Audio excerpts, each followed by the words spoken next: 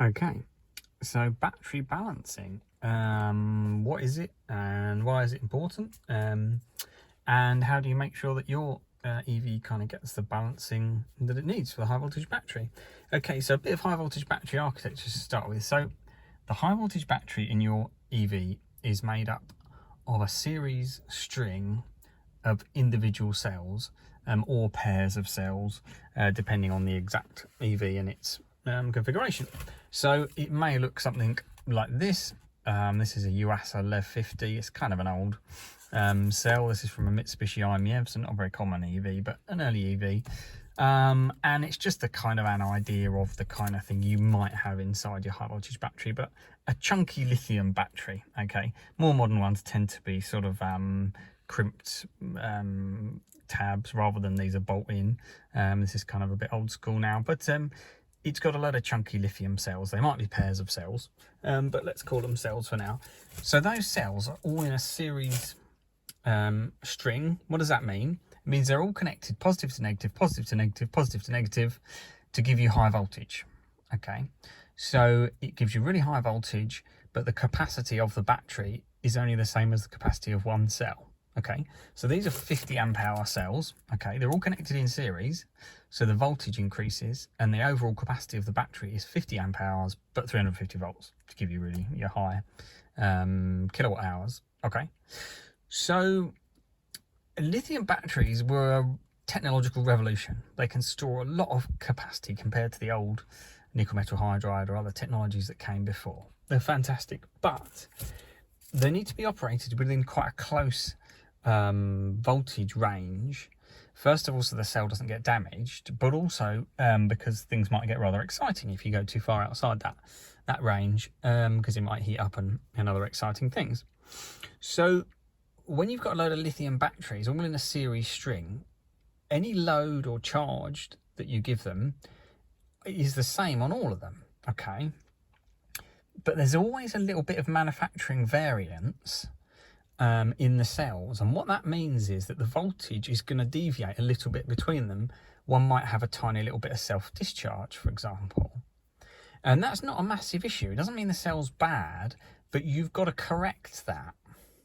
But you can only apply the same load or charge to each cell. So how do you correct if one's got a slightly higher voltage or lower voltage? And the way you do that is by balancing. So what balancing is it's the equalization of the voltage in all the cells. And this is literally done to about 5 1/1000ths of a volt. It's that accurately. And how is that done in practice? So the voltage of all the cells is monitored in your lithium battery, in your EV. Sometimes the architecture will be that there's modules, so you might have a module of 8, 10, 16, whatever cells, sort of in like a sort of a brick, a big brick, and then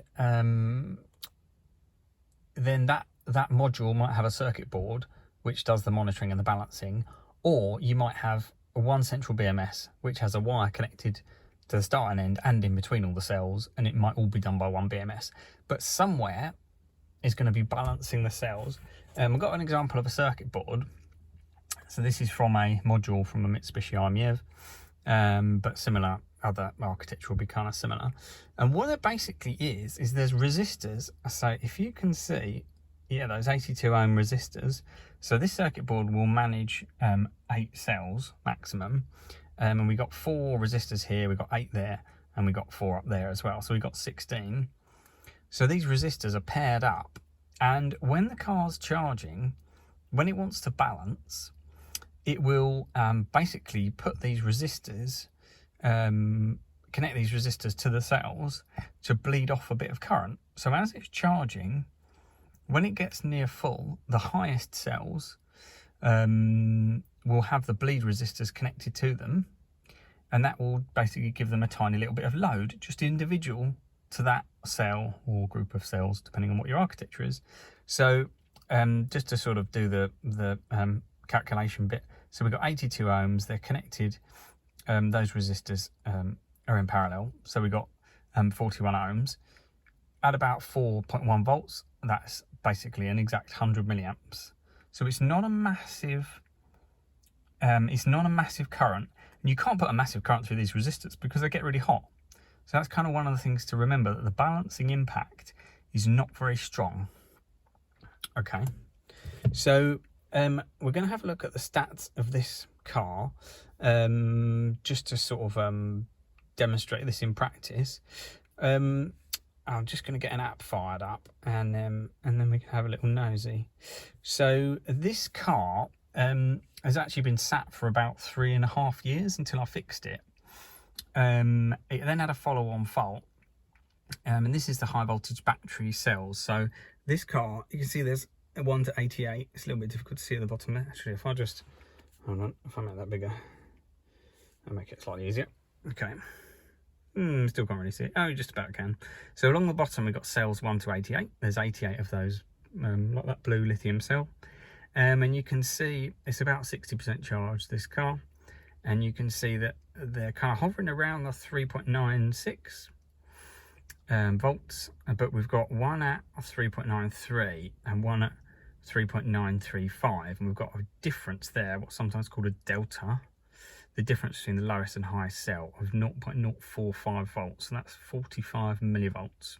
Okay, so I'm trying to work out at the moment whether these two cells in this car are failing, or whether there's just, like I was saying, like a tiny little bit of self-discharge, but because the car literally hasn't turned a wheel in over 3 years, they've just drained a bit, and I'm kind of charging and discharging this car to get it to do that balancing action. And so when this car charges, the cells that hit the maximum will have that 100 milliamps load put across them.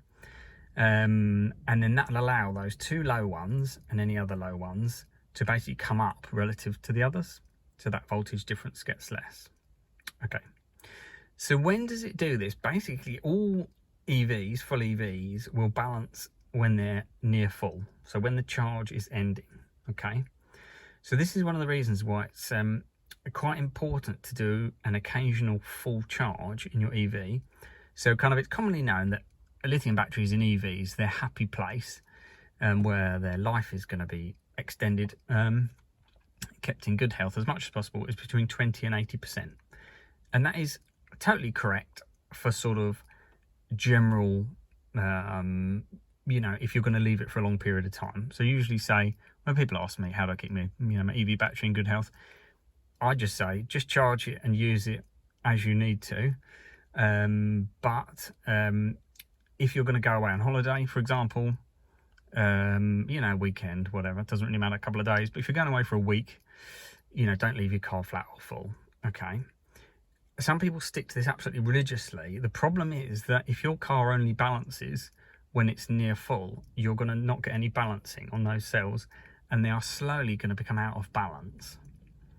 So you should, around once a month approximately, allow the car to charge to full. Ideally, you want to be doing this on a 7 kilowatt or lower, which is what most people use anyway. Your 3-pin granny cable is absolutely fine. But let the car charge to full and let it finish and go to sleep all by itself. Don't pull it out as soon as it says 100%, or the dash just says dash dash or whatever. Let it get to full and balance and switch itself off, because it will complete its balancing action. And this car has 100 milliamps balance. Other cars will be different, but the balancing on any car is not going to be a massive impact, okay? So that's why it's important to do it regularly. The caveat to that is that all cars are different. The chemistries are different. This car actually will do a lower balance. It will pause if you charge from quite a low state of charge. So if you get the battery quite flat and then plug it in, it'll actually do a balance at about 1/3 as well, like a little extra balance. But that's specific to this car. But the manual for this car, the user manual, says charge to full from a low level of charge once a month minimum. So look in your own handbook, look in your manual, and follow what that says. Some cars don't specify that, so they must have this worked out. Maybe the car will automatically just balance as and when it needs it, which is fantastic, but they certainly don't all do that. So if you don't balance, and one good example is if you don't have a home charger and you just public charge, when you're at Tesco's or you just rapid charge occasionally, what can happen. So I saw a Nissan Leaf that had really low range, and basically it was just massively out of balance, and we were kind of thinking, wow, is there something wrong with the balancing, with the battery management? And just chatting with the customer, basically they didn't have home charging, they just public charged. The car rarely ever got to full because they would just stick it on a charge around the corner, and then like go to the shops, or when they're in Tesco's or whatever, real ad hoc charging as and when they could. And the car never got to full, basically, and we had to take the cells out and manually balance them because they were so far out, because that balancing action is quite small. Okay, so obviously that was quite an expensive job for the customer, but you know, their options were kind of limited in that situation because they didn't have home charging. But yeah, we sort of gave them the advice that that we could, really. Yeah, another example was the one of the MG models. I can't remember, I think it might have been the ZS EV. It had an issue with battery management to start with, and the battery basically didn't balance correctly. They would get really far out of balance. Then there was a software update to correct this. Okay, all good. But the batteries were so far out of balance, a bit like this car, that it was taking ages, and you had to do multiple, sort of get the car flat and recharge, flat recharge, flat recharge multiple times before the balancing would come back, and it would be, you know, full range would be restored. So you can see it can be quite important. Now I'm saying with this car, it's quite a long way out, but we've got a difference of 0.045, 45 millivolts. It's not a lot.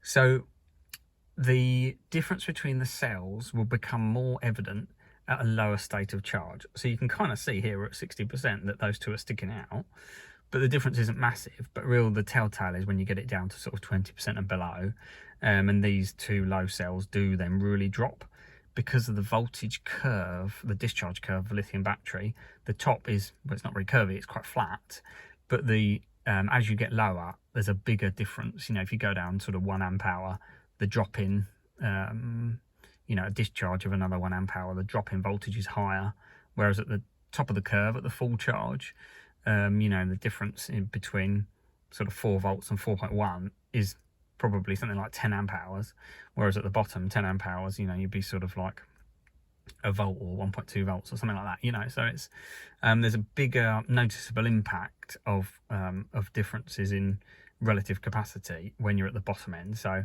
yeah, this car has a really big difference, and that's quite noticeable. And in terms of sort of what's bad, people ask me what's a bad delta, sort of min to max.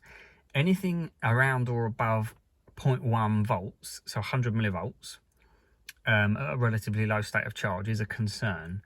It's not necessarily going to be a big issue, because all cars vary a little bit, but as a general rule, if you've got bigger than 100 millivolts, 0.1 volts, and you've got some symptoms, so maybe your car will go into turtle mode, but it's still got, you know, range left, it shouldn't yet go into turtle mode, it goes into turtle mode early, or that kind of thing. You know, maybe you fully charge it, but it doesn't say fully charged on the dash, because you've got cells that are out of balance, and the car's balanced as much as it can, but it can't balance them anymore. Generally, issues that get worse over time are indicative of a failing cell. So you could have a cell that's out of balance because it's got quite a significant self-discharge, and each time you charge it, the range is getting worse and worse and worse because that cell has less capacity available than the others. So because if you imagine, lithium batteries have to be operated within sort of around about 3.5 to about 4.1 volts ish, depending on the chemistry. Different chemistries vary. But yeah, so it's quite important that they're within that range. And when you get to full, if one's at 4 volts and one's at 4.1, you know, one of them's not quite full.